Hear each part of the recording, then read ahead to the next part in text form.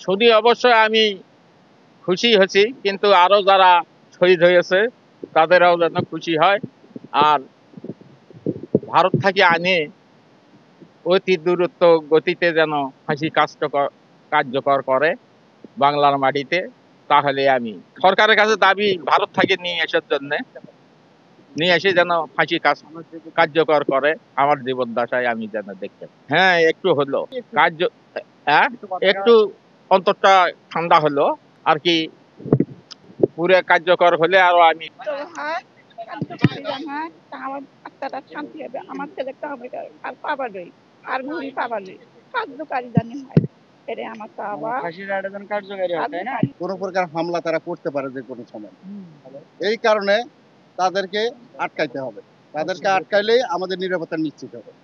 সাধারণ জনগণ আমাদের কোনো প্রকার আমাদের উপরে কোনো ক্ষিপ্ত নাই, তারা আমাদের পাশে আছে। কিন্তু আওয়ামী লীগের যারা হেভি ওয়েট নেতা তারা আমাদের বিপক্ষে আছে। তাদেরকে প্রোটেক্ট করলেই তাহলেই আমাদের নিরাপত্তা হবে। তারা যে আপনাদের প্রকাশ্যে হুমকি দেয় না, নানান নিন্দনে আমরা কিছু তাদের আনুষরিক কিছু আভাস পাই সোশ্যাল মিডিয়াতে, বা দেখা গেছে আজকে এই জায়গায় আন্দোলন হচ্ছে, কালকে ওই জায়গায় আন্দোলন হচ্ছে। এগুলো বলা যাবে না। পেট্রোল বোমা মারতেছে এরকম দেখতেছি, কমপ্লিট শাটডাউন, তারপর দিচ্ছে লকডাউন, এই ধরনের বিভিন্ন ধরনের আওয়ামী লীগেরা কর্মসূচি দিচ্ছে। মিডিয়াতে দেখলাম যে বিভিন্ন জায়গায় গাছের গুঁড়ি ফেলায় রাস্তা অবরোধ করছে, বিশেষ করে ওই যে ফরিদপুর, তারপর ওইদিকে আর কি গোপালগঞ্জের ওই সাইডে ওইদিকে। তো সারা দেশে এভাবে ধীরে ধীরে তাদেরকে প্রশ্রয় দিলে সারা দেশে এইভাবে ছড়াই যাবে এই জিনিসটা। আচ্ছা, আজকে আন্তর্জাতিক অপরাধ ট্রাইব্যুনালে শেখ হাসিনার বিরুদ্ধে আনীত অভিযোগ 5টার মধ্যে 4টের মধ্যে মৃত্যুদণ্ড এবং একটাতে আজীবন কারাদণ্ড দেওয়া হয়েছে। তো আমরা চাচ্ছি যে শেখ হাসিনা যে বিদেশের মাটিতে পলায়ন আছে, এটা শুধু রায় ঘোষণা করলেই হবে না, হাসিনাকে বাংলার মাটিতে এনে এই রায় কার্যকর করতে হবে। গত 15 বছর ধরে ফেসিস্ট কায়দায় বিভিন্ন দলমতের ভিন্ন দলমতের লোকদেরকে গুম খুন হত্যা করে একনায়কতন্ত্র প্রতিষ্ঠা করে এই দেশকে একনায়কতন্ত্রের মাধ্যমে নিজে একা একাই নির্বাচন করে এই দেশটাকে দখল করে গণতান্ত্রিক দেশে অগণতান্ত্রিক প্রক্রিয়ায় জোর দখল করে এ দেশকে শাসন করছে, শোষণ করছে। আমরা চাই এইরকম একজন স্বৈরাচারী শাসক। এবং সর্বশেষ জুলাই আগস্টে আমার ছোট ভাই আবু সাইদ সহ অসংখ্য মানুষকে গুম খুন হত্যা করেছে। এই হত্যার পরিপ্রেক্ষিতে আজকে যে রায়টা হলো, আমরা চাই শেখ হাসিনাকে বাংলার মাটিতে এনে এই রায় কার্যকর করা, এবং যারা রাজনীতিবিদ আছে তাদের কাছে যেন এটা একটা দৃষ্টান্ত হয়ে থাকে যে একটা গণতান্ত্রিক দেশে অগণতান্ত্রিক প্রক্রিয়ায় রাষ্ট্রীয় ক্ষমতা ধরে রাখলে তার শেষ পরিণতি কি হয়, এটা যেন রাষ্ট্র সেই দৃষ্টান্তটা যেন স্থাপন করে, এটা আমার প্রত্যাশা।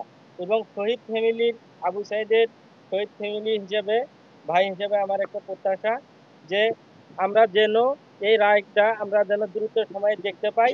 তাহলে আমরা আমাদের ভাই হারাইছে, আমরা তো ভাইকে ফিরে পাবো না, কিন্তু আমরা যেন সচক্ষে আমাদের ভাইদের খুনিদের যেন বিচারটা দেখে যাইতে পারি।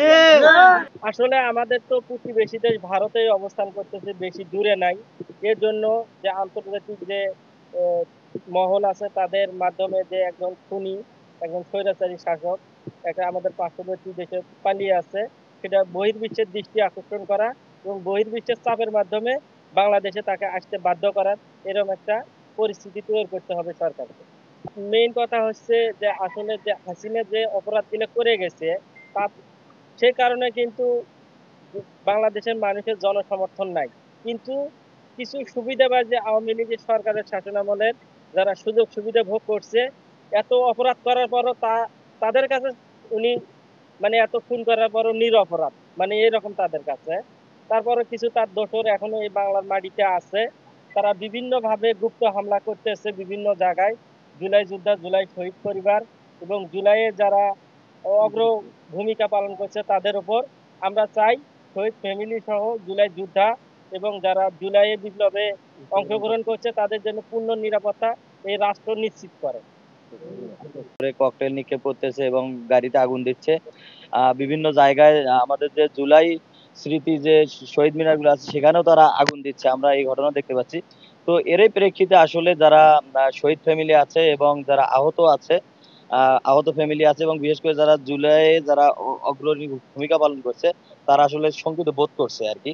তো আমরা রাষ্ট্রের কাছে এটা আবেদন করব যাতে শহীদ ফ্যামিলি, আহত ফ্যামিলি থেকে শুরু করে সবাইকে পূর্ণ নিরাপত্তা দেয়া হয়। এবং আজকে যে রায়টা হয়েছে, এই রায়ে আমরা ছাত্র জনতার পক্ষ থেকে খুবই খুশি এবং এটার পাশাপাশি আমরা যেটা চাই সেটা এই রায়টাকে দ্রুত কার্যকর করতে হবে। এক্ষেত্রে যদি বৈদেশিক যদি কোনো সহযোগিতা নেওয়া লাগে নিয়ে হাসিনাকে দেশে নিয়ে এসে এই রায়টাকে বাস্তবায়ন করতে হবে।